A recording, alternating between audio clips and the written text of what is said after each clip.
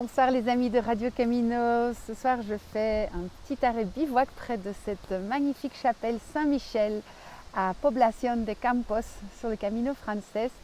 Et cet endroit me donne envie de partager avec vous une expérience que j'ai vécue en parcourant le chemin en 2015 dans le sens du retour, en partant de Saint-Jacques et en offrant la paix, en offrant des free hugs, des câlins si on veut, à tous les pèlerins que j'ai croisé. Ça a été pour moi l'expérience la plus transformatrice et la plus belle au niveau spirituel de toute ma vie. J'avais envie de vous la partager dans cette vidéo.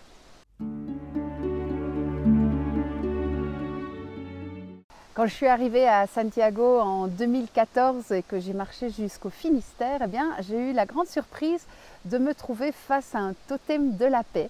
À Fistera, vous le verrez peut-être. Et puis en me retournant, j'ai vu qu'il y avait également un chemin du retour qui était le chemin de Jérusalem, marqué par une colombe de la paix.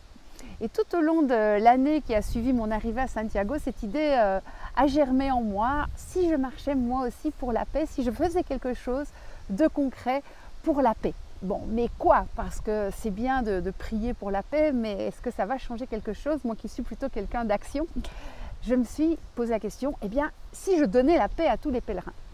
Et puis il y a une amie qui m'a dit, mais tu sais, donner la paix c'est peut-être un peu bizarre, pourquoi ne fais-tu pas des free hugs?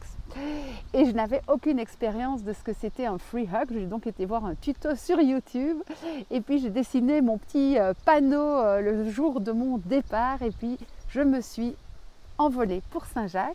Et là, sur la place devant la cathédrale, j'ai tendu mon panneau pour la première fois. Et il y avait plein de pèlerins et notamment un groupe de sourds-muets. Et c'était extraordinaire parce que ces sourds-muets m'ont tous sauté dans les bras et m'ont fait de gros câlins. Et là, je suis partie sur le chemin à sens inverse pour embrasser, pour donner quelque part un amour inconditionnel à tous les pèlerins que je croisais et qui en avaient envie, bien entendu.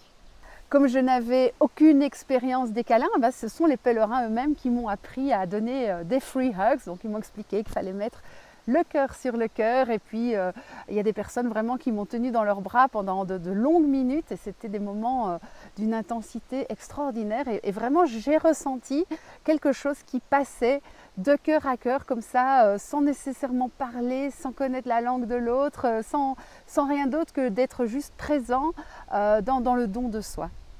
Pour me guider dans ce chemin, j'avais un peu comme mantra la prière de Saint François.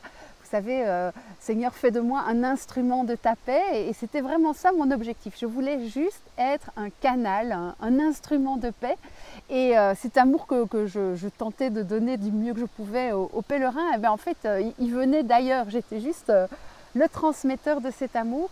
Ce qui était extraordinaire, c'est quand des pèlerins me disaient « You made my day », tu as été ma plus belle rencontre de la journée. J'étais vraiment émerveillée de me dire, mais au fond, c'est tellement simple de donner de l'amour, c'est tellement beau, c'est tellement fort. Et petit à petit, cette expérience a vraiment créé en moi quelque chose. Ça a été de plus en plus transformateur. La prière de Saint François, elle dit, mais voilà que je ne cherche pas tant à être consolé qu'à consoler, à être compris qu'à comprendre. Ça m'apprenait aussi à un peu laisser mon ego sur le côté. C'est vrai que quand j'avais des refus au début, c'était un peu difficile, mais voilà, ça m'aidait aussi à me dire, non, essaye de comprendre pourquoi les gens n'en veulent pas. D'ailleurs, c'était assez rigolo parce que vous imaginez bien que j'ai pris pas mal de râteaux sur ce chemin. Et c'était intéressant aussi de ne pas réagir négativement quand une personne me disait « Oh non, non, surtout pas, vous avez sûrement des puces de lit, merci, j'ai tout ce qu'il faut avec ma femme. » Enfin, j'ai entendu plein d'excuses pour ne pas, surtout pas recevoir de câlins.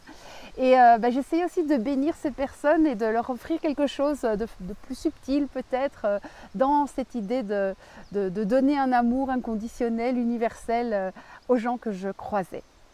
Dans cette prière de Saint François, il y a vraiment cette idée de ne pas chercher à être aimé, mais simplement de chercher à aimer. Et je suis tombée sur une belle citation tout récemment à l'auberge de Zamora, qui disait exactement la même chose. Elle disait la valeur de ton chemin, la valeur de ta vie finalement, c'est pas dans tes kilomètres que tu auras parcouru, c'est pas dans les choses que tu auras vues, c'est pas dans les choses qu'on t'aura données, mais bien dans l'amour que toi tu auras offert.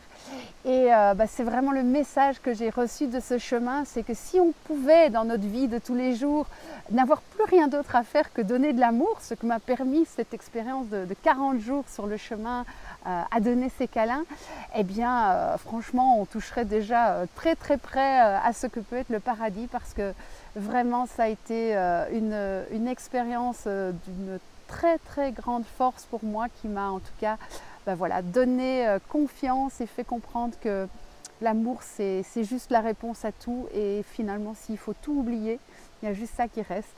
Voilà, c'était le petit message que j'avais envie de vous passer, faute de pouvoir vous faire un gros câlin à vous tous qui m'écoutez si gentiment depuis parfois plusieurs années. Je vous souhaite le meilleur, je me réjouis de pouvoir vous refaire des câlins et je vous dis à bientôt pour d'autres vidéos. Ciao!